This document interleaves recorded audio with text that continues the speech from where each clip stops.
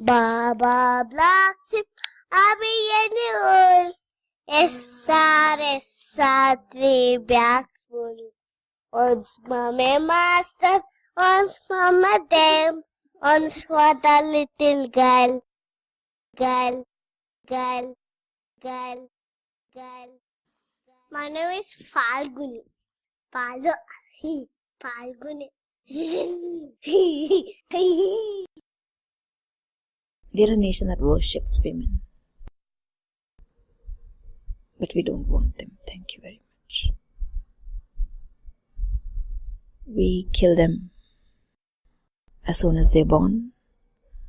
We kill them before they're born. We kill them after they're born.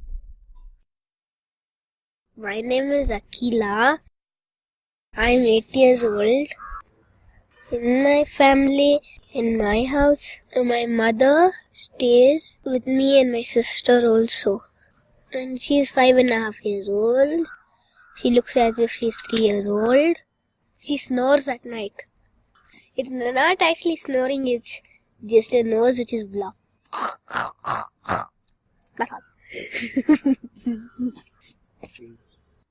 I remember planning, wanting to adopt a child even when I was 15, 16, 18. I clearly remember having this desire. But I never thought it would happen. I thought I'd be married off by the time I was 20 and then have kids and take care of the home and all that. And if my husband allows me to work, then you go to work. That is the normal Indian woman's life. And that's what I thought I had. I didn't for a second think I had a choice. And never for a moment did I think I'd be able to adopt 2 girls all on my own. Never. But then things happened. My first child was I want. It was a desire. The second one was just a wish. Wistfulness. It's like she was just waiting for me to go get her. I'm pretty irrational about my kids. I think that they're mine and that's why they came to me. And that's what I try telling them. Before Balu came to our house over here, she was in an orphanage called Paraspara Trust. So one day, my mother said, "We're going to get your little sister," which I pleaded for. Because I was feeling very lonely and I didn't have anyone to play with. To adopt Balu, many factors, many influences worked on it. One thing I felt is that I have a very strong relationship with my sister. My sister in London. We live several thousand miles apart, but she's still my primary support system, emotional support system. Eventually I know I will die. And at that point, I don't know where Aki will be. Will she have a family? Will she have a partner? Will she have someone with her? I don't know. So I wanted to give her a sister. I wanted her to have someone solid that she can rely on all her life and know that we belong together. Then growing up as a single child is pretty lonely. The child needs another child. My mom said that you were adopted when you were a cutie baby. You were very fat and chubby. I felt very disgusting. I felt like, how can another mother get another person's child? And why can't that mother keep her child? Now I feel quite happy. Happy that I got this mother. Otherwise I wouldn't get to have got so many books, so many CDs, lots of things. But most of all, which I liked is she got me a baby sister. We are a terribly racist people. We worship white skin, even though most of us are brown skinned. Media, ads, wherever you see, it's fair skinned kids. Even the photos which I've developed look gross. We don't develop it for brown skin to show up as brown. We whitewash everything. Even our darker skin, dusky as we call it, film stars are whitened up in the films. So that's one thing which is pretty disgusting and I think very unfair also to a lot of girls. As far as adoption is concerned, there's a lot of demand for the male child. you'll find most agencies have more girls than boys. For a boy, you have a huge waiting list. For a girl, there's a smaller waiting list. I also know that in India, older girls, dark-skinned girls, find it difficult to find placement. I have no such trouble. My first baby is gloriously dark-skinned. What the rest of India doesn't want is precisely what I want. So that's how I think I was able to get her also in 3 weeks. Apparently, malnourished, stunted children are very normal in India. So nobody saw any problem with that.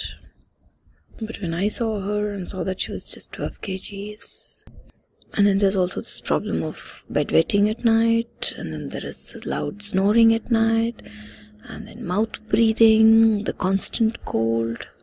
So the pediatrician said, no, nothing is wrong. But then I spoke to a few doctor friends of mine on the phone, and they all said the same thing. It could be adenoids. Get it checked. Then that's when I discovered that people with adenoids breathe through their mouths and they don't actually get enough oxygen, and therefore they are unable to grow. So then it all made sense. So I took her to the ENT, and he said definitely her tonsils and her adenoids both are swollen considerably, and they both need to be taken out with an operation. My first 3 months went in getting to know her body and a little bit of her mind. And that's how I managed to figure out that it is possible to treat it through homeopathy.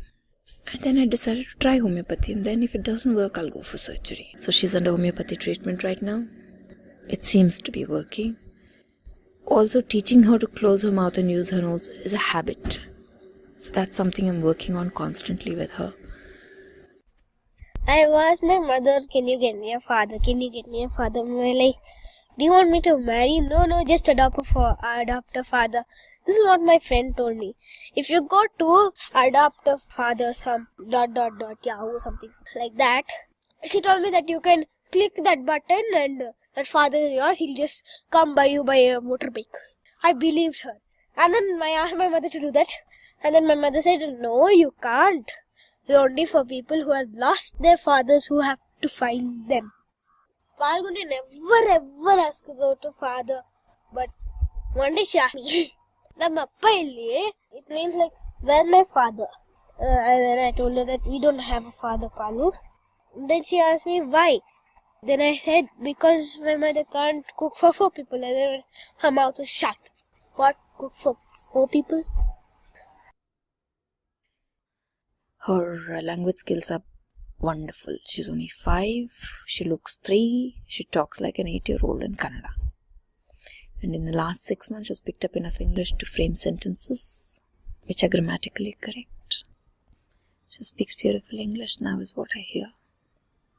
When she came here, she was 5 and she had not held a pencil in her life. So the first couple of months went in just doing scribbles.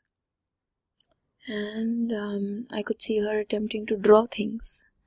And that's when I thought she was ready to start writing.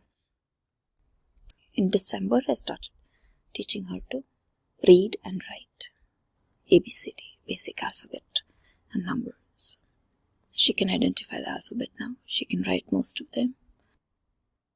She watches a lot of CDs in English and really enjoys them.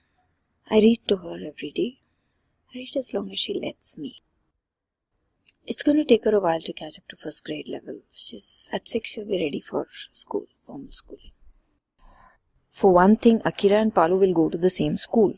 So people will see 2 little chocolate brown girls. So they're not going to ask as many questions of her as they will if they see 1 little girl with a white mother. So they'll see the 2 and then they'll look at me and they'll just assume I'm some aunt or relative or neighbor or maid or nanny.